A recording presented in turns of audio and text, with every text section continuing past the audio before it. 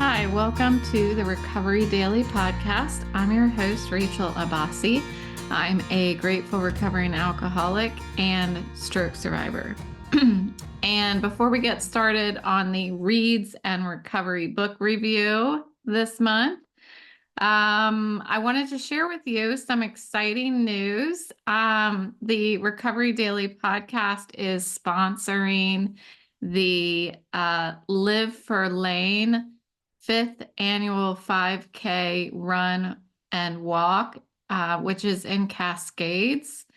And that's on October 5th, 2024. I'll be posting lots of promotions about it on my social media and making sure that I share about it as the event approaches. If you're interested also in registering for the walk or donating, I will put the information for that in the description of the podcast episode, as well as on my site, recoverydailypodcast.com.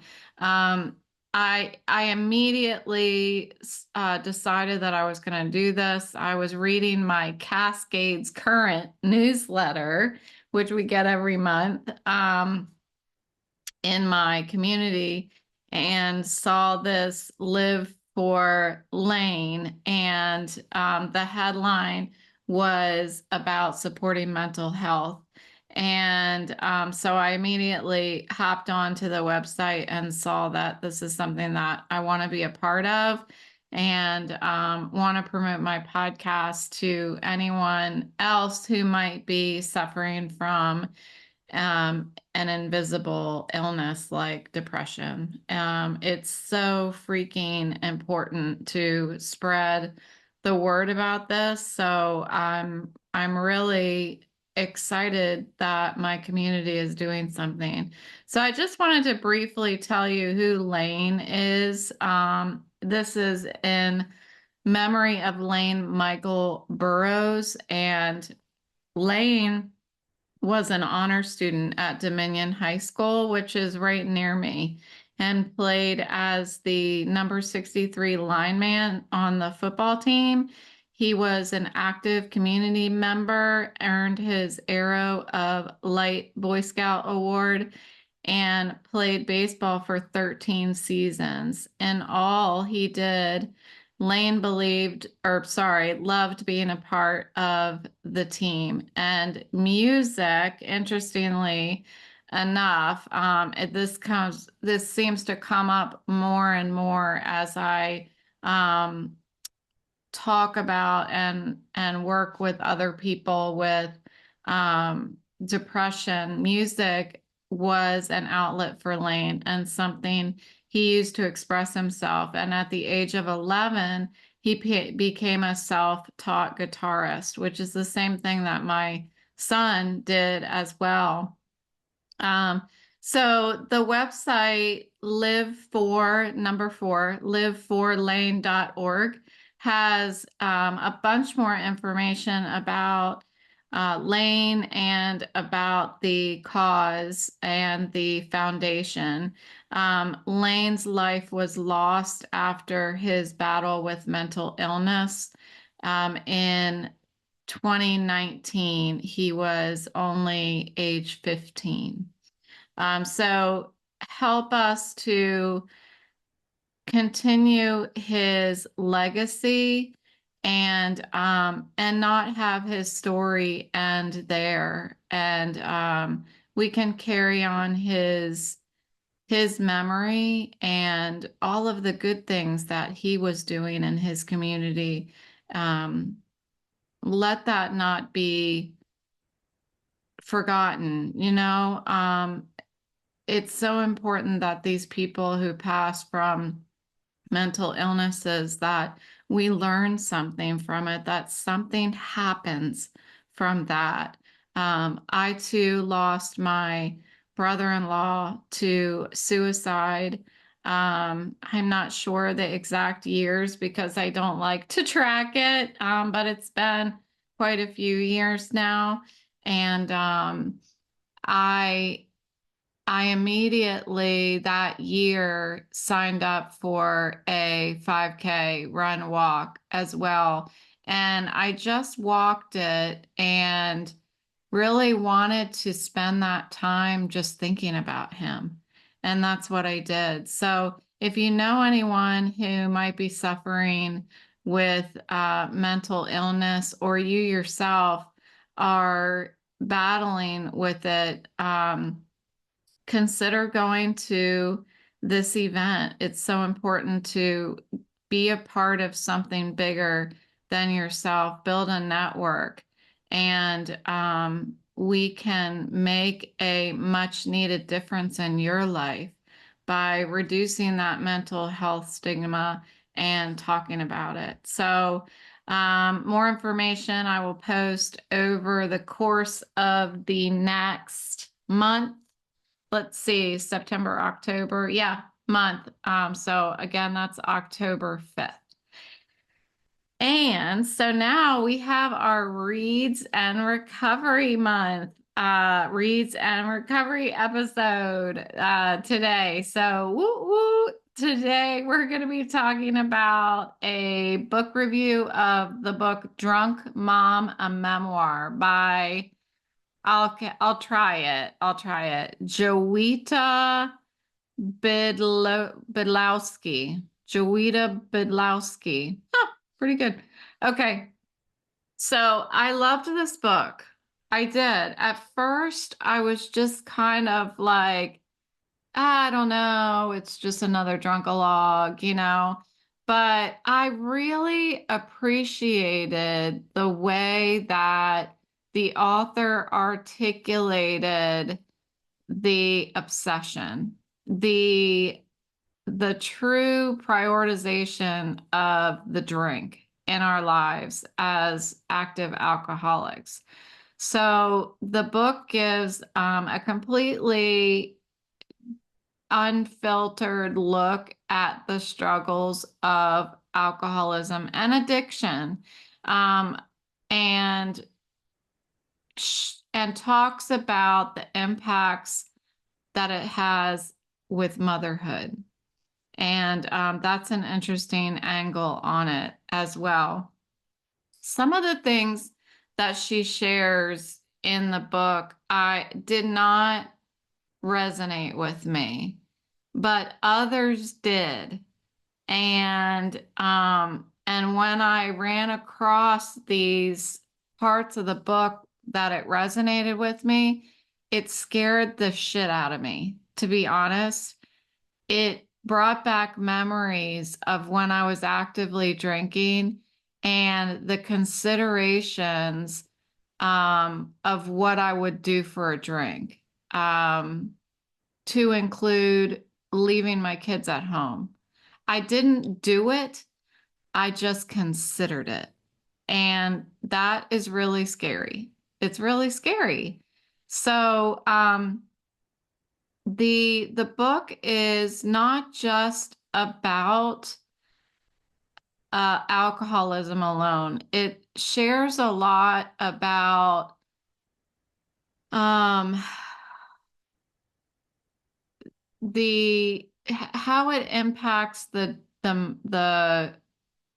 her relationships with her job, with her boyfriend. She never does say what her boyfriend's name was, which I thought was really strange, but maybe it clearly it was on purpose that she never said the boyfriend's name. She just said my boyfriend, my boyfriend.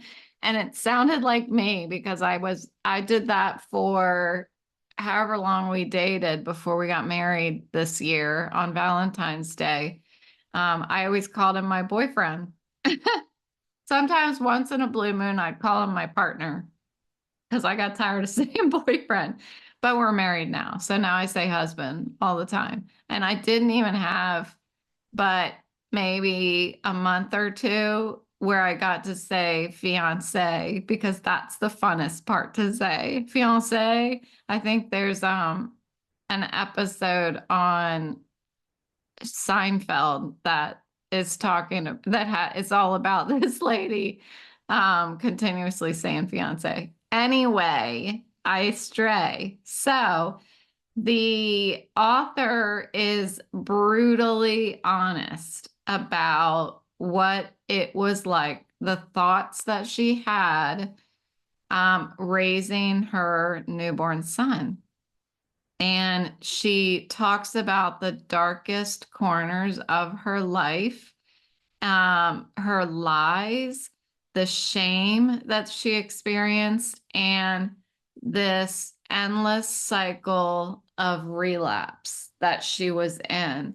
And what makes this book stand out for me that I hadn't run across yet, I'm sure there are others out there, but it hadn't run across um I hadn't run across one yet about it, and that is being a mom who is battling addiction. So it has this start of the book that kind of captures you.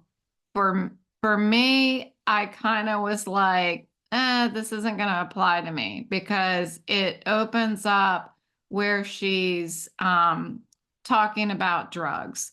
And drugs were not a part of my story other than pills.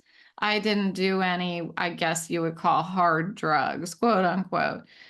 So I felt like, oh, this isn't really going to apply to me, but it's okay. I'll be able to pull the things that resonate with me. But really, it did entirely resonate with me, all of it. She talks about how her need for a drink overshadowed everything, even her love for her child. And that's the part that I disconnected from. I did not have that. I don't recall having that kind of thought about how I would take a drink over my child. I never thought that. Now, what I did do is sacrifice a lot of things that my kids could have done to have fun or grow in their lives, because it was inconvenient for me because I needed to drink. And that became more and more as I traveled down this downward spiral. And the author describes her downward spiral. And she really has a great way with words, I think, and how she talks about these things. She talks about the just the tension is palpable when she talks about it, like the physical and mental tension that she feels without a drink, like needing her next drink, the guilt that she has, but yet she still keeps drinking. And that is the desperation that really defined her existence during this period. So, one part about the book that I think is important is it talks a lot about relapse. And it sounded like, if I put it together right, she had been sober for a few years before she gave birth to her son. And then after she gave birth to him, she relapsed. And the book talks about this battle she had trying to feed him, like breastfeed him, while still intaking as much alcohol as possible. And this, I remember thinking when I, after I had, I don't know which one it was. I had two children, so it might have been after both of them, that I did have a bit of wanting to coordinate when I would be able to drink in order to um, have enough time after that so that the alcohol would no longer be in my breast milk and then I could feed again. So I could relate to that part a bit, not to the extent that she went. It sounds like she was just in a, I've talked about this before, in her own self constructed prison where she is just powerless over alcohol. She is wanting to follow through with this requirement, this social norm requirement kind of thing, I think was her perspective on it, of breastfeeding her child. But she hated it. She hated every minute of it. It was just a mess for her because she was trying to manage it all without without giving up alcohol. So it's something I think that many mothers do consider, the trying to breastfeed and also get to go out and have a drink or something for dinner. This is very different than that. She was trying to drink um, as much as possible every day, but yet still, I don't want to get too much into the details of what she was doing, but I was really, I could feel the stress that she was under from that grip of her addiction. So relapse, I know, is a part of so many people's stories, and it really matters that those that relapse talk about it because it's so often that somebody relapses and they give up. But so this book talks honestly about relapsing and how it is a part, quite honestly, it is a part of sobriety for many people, many, many people. And I heard this one time, when you have, say, 3 years of sobriety and you go out and drink, it's crushing. I mean, it is devastating. But you keep coming back. That means you drank last night, and I see this, I've seen it recently. You come back into a meeting and you confess, you come clean and say, I drank.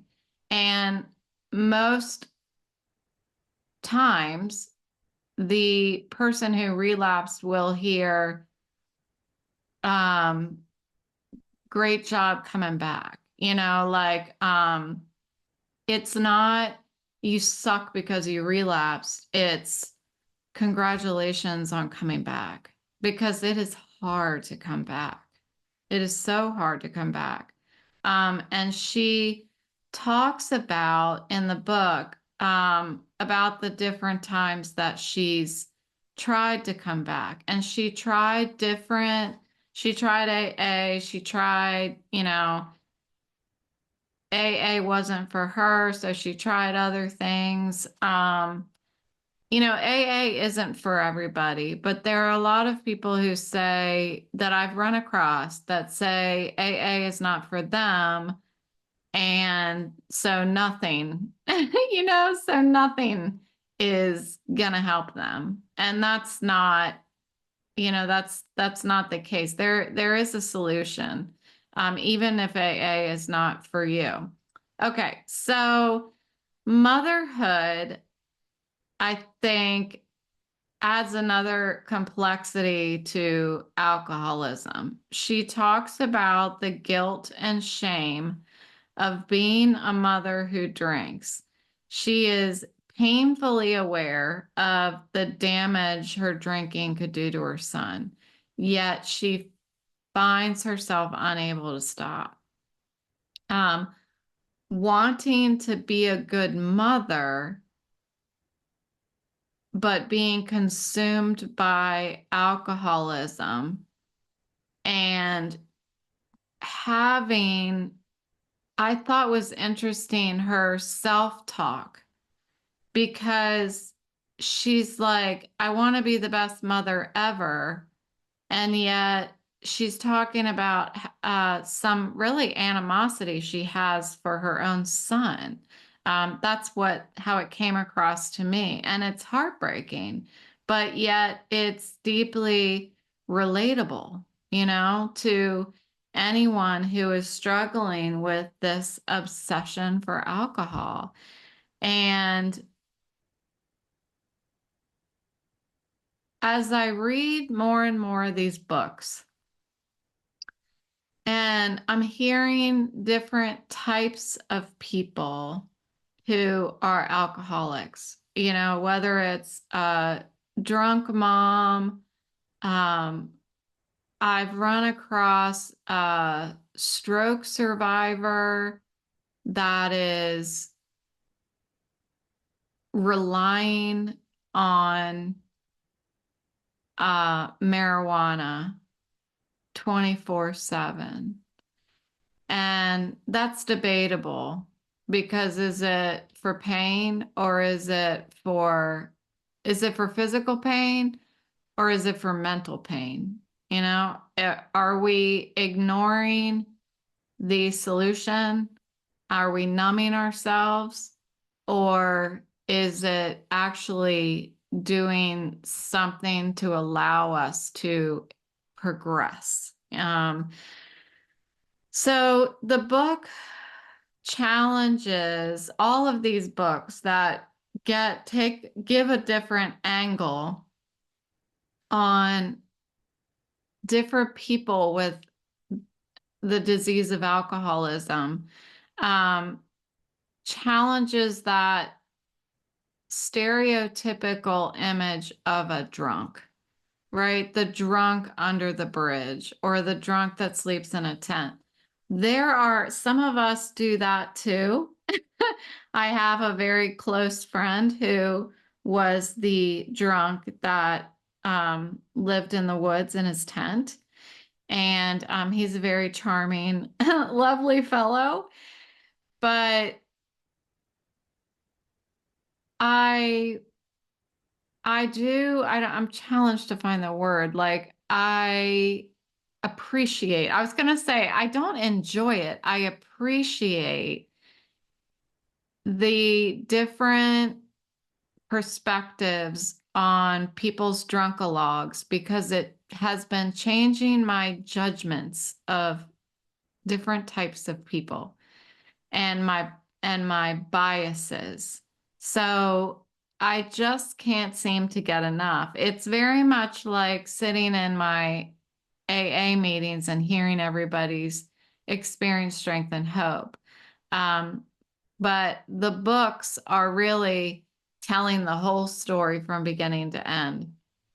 And we don't get that a lot in the AA meetings. So the book, later she talks about going into this rehab facility.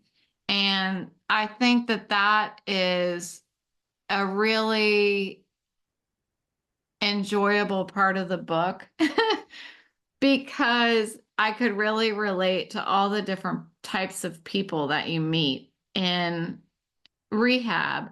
I did not go to a long rehab. I went to detox. And the difference that I think is, because I didn't go to rehab, so I can't give you factual information about that, but detox is safely getting the alcohol out of your system. And rehab is more of you start that progress towards learning how to live without a drink. So some people will go to detox and then go into rehab for 30 days. So safely getting, and the detox is more hospital oriented, while rehab, I think, is a different type of facility. Not sure, but that's the order of things. So she talks about in the book that addiction is not a choice. It's a disease that needs treatment, just like any other illnesses. And I think I just talked about that recently in one of my podcasts. Um, Despite the complete darkness of this woman's story, it really it really gave me some anxiety. Like I had physical symptoms of listening to her story because it was just disturbing. It's disturbing to listen to somebody talk about their truth and they're ashamed of it. It's hard to listen to that stuff, but it's important to listen to that stuff. And she doesn't offer easy answers, and she doesn't neatly like tie up this conclusion for us. She really presents recovery as a continuous process. She presents it as a daily choice to fight the disease. And that I really liked as well. She did not, it's like the book didn't end, if that makes sense.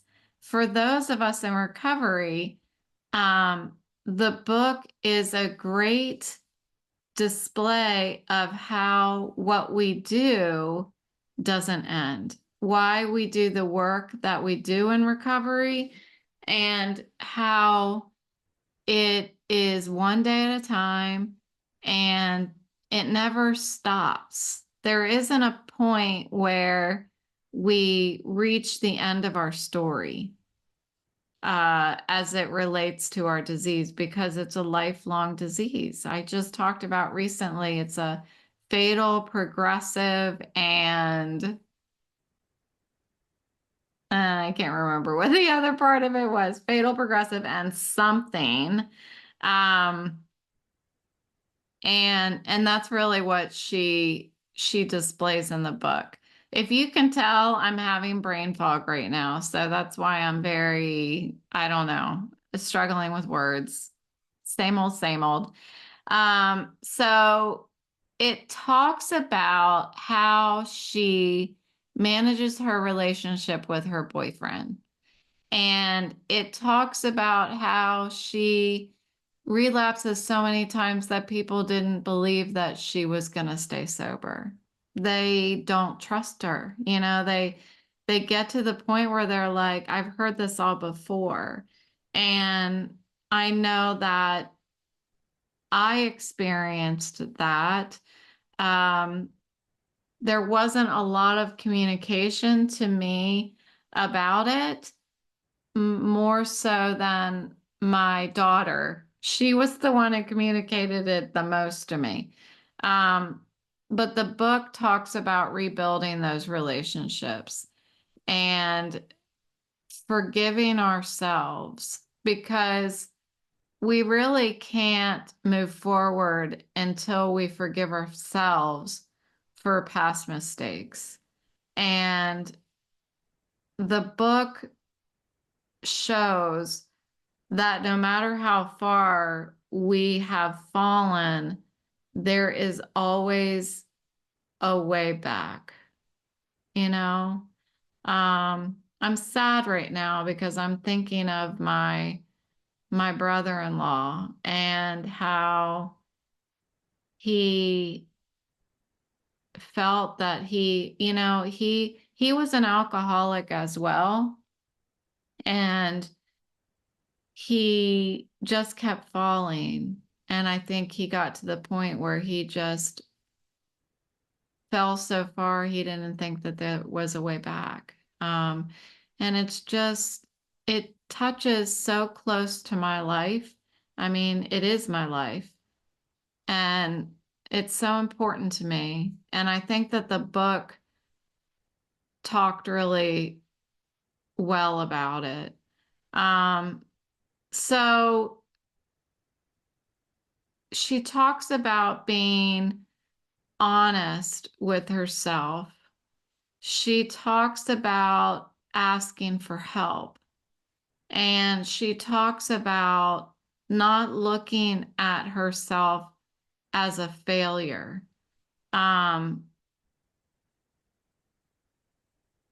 she has a little bit of humor in the book. Not a lot of humor, but a little bit of a little bit of humor. And it's just enough, I think, to keep the book not, keep the book from droning, you know? Um, so I think all in all, it was a good book for me. It was yet another drunkalogue, but it was a drunkalogue of a mother. And if you can relate to that, prioritizing your addiction over your child, this is the book for you to listen to because she talks about it. And what's interesting is that is not who she was. Her as a person, remove the alcohol, she loved her son wholeheartedly with everything she had inside of her. But with alcohol in her body, she was unable to access that. She just was unable to access that reality.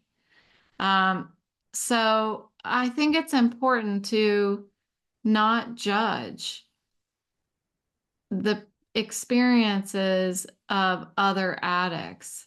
And what I wish I could do was convince others who are not alcoholics or addicts what alcoholism and addiction does to our minds to make us not be able to access who we really are, um, not be able to access the love that we have for those around us because it's just we're blind to it because of the alcohol and drugs. So I do recommend the book. I think that it was a really good read. It wasn't difficult for me to keep picking it up. I mean, I listened to it, remember that, because of my post-stroke symptoms. I listened to the book. So it had a good narrator. I thought it sometimes the narrator can ruin the book. That did not happen. And it provides a lot of insight and strength for those of us in recovery. So I'm going to give it 4. I'm going to give it 4. And that is 4 paws. Really loved this book. It was hard to put down. If you're new to the Recovery Daily podcast, reads and recovery program, we have a recovery redometer scale. And just to touch on that, so you know what I'm talking about by it got 4 paws. We have a rating from 1 to 5. There's 1 bark, which means the book was not really engaging, but had a couple of interesting moments. There's 2 wags. That means it was a pleasant read with some enjoyable parts. 3 woofs, and that means it was engaging and enjoyable, a solid read. 4 paws, of course, as I said, is really loved the book. It was hard to put it down. And then the best rating we have is a 5 tail wags, an all-time favorite book, resonating deeply on a personal level. So there you have it today. Thanks for joining me on the Recovery Daily podcast. I will talk to you tomorrow.